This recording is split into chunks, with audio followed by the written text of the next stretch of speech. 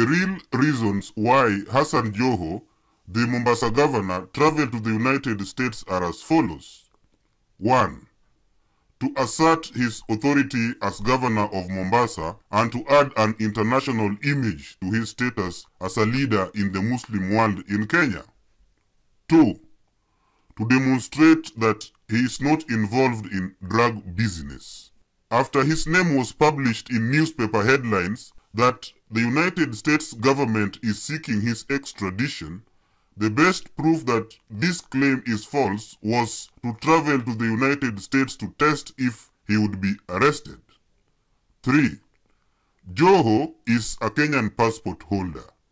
If he is wanted by the United States government, the same government cannot give him a visa to travel to the United States, while the US government cannot welcome him in the US if he is wanted on drug-related charges. He would be arrested and locked into custody. 4.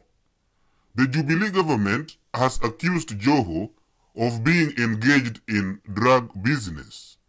The government has been posing as if Joho is at their mercy, with DP William Ruto threatening to arrest all drug dealers following the extradition of the Akasha sons.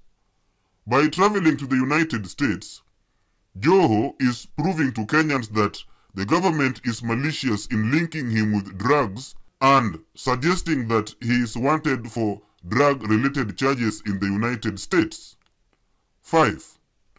Joho is seeking to defend his position as Mombasa governor in the forthcoming elections.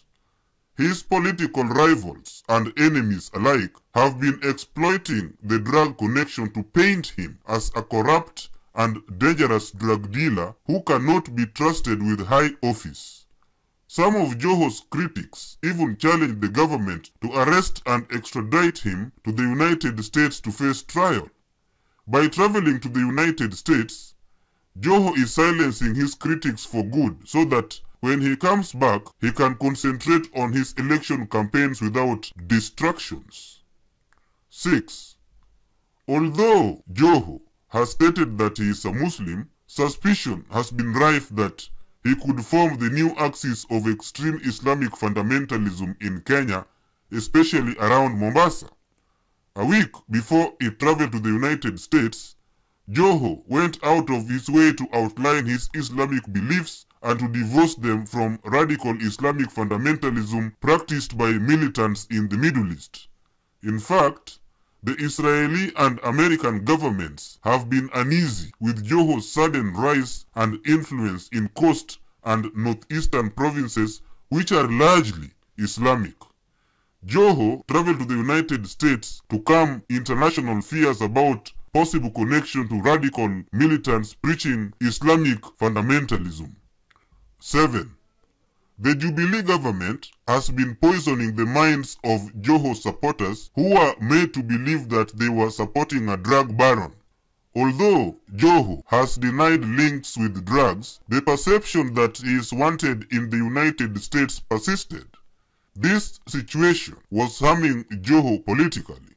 To disable Jubilee government's propaganda machine that kept linking him with drugs, the trip to the United States was necessary.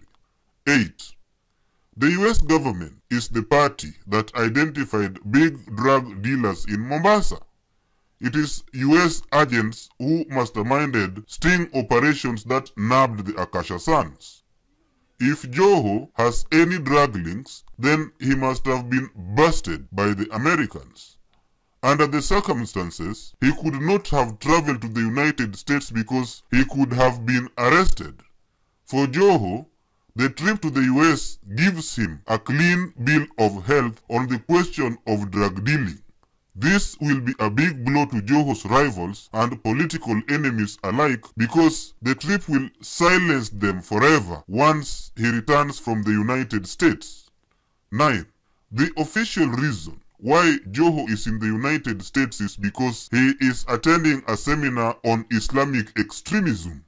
The trip, therefore, increases Joho's credibility as a leader who can be trusted by a superpower to handle issues connected to militant Islamic fundamentalism, especially in the Coast Province.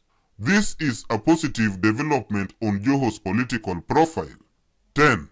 Most importantly, the link of Joho's name to drug dealing has been complicating his relationship with his closest political allies, especially NASA's presidential candidate Raila Amolo Odinga. Raila's enemies have been propagandizing that the code leader is not just unable to come clean on his relationship with a drug dealer, but also brought a drug lord very close to NASA's leadership.